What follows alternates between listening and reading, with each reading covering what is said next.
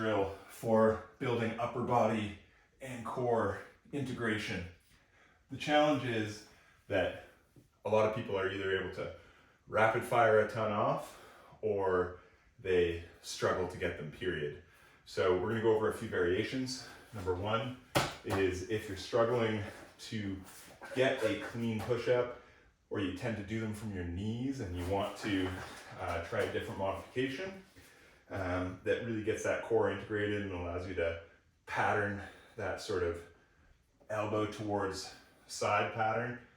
What I like to do is get people using a bench. Now, if you're able to sort of fire off a lot of push-ups, 10, 15, 20 push-ups, pretty easily, even if you slow the pace down to a 1 second down, brief pause, 1 second up pattern, you're still able to fire a lot off. We can use that bench in the opposite way to load a little bit more into our upper body.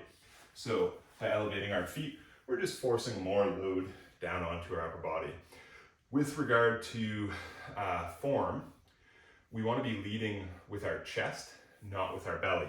So what that looks like, okay, sometimes I'll even put a target on the floor if people are having trouble getting that depth, so that they have a consistent barometer for each rep, okay?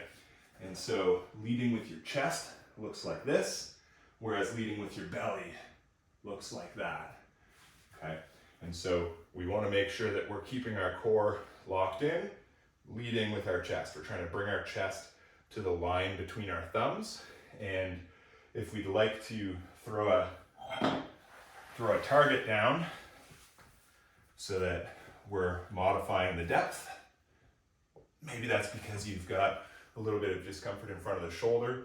Maybe that's because you don't quite have the strength to get out of the full bottom depth of a standard push-up, but you're very close to getting it. And then what you can do is slowly pull the sheets out from underneath and get deeper and deeper until you're at that full push-up and progressing to feet on a bench. So play around with those. Remember to keep those, to think about being an arrow, right?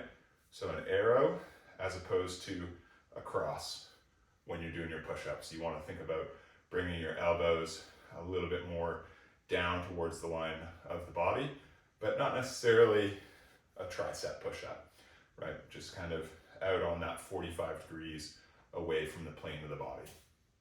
So take a look at those cues, play around with them, find your perfect push-up.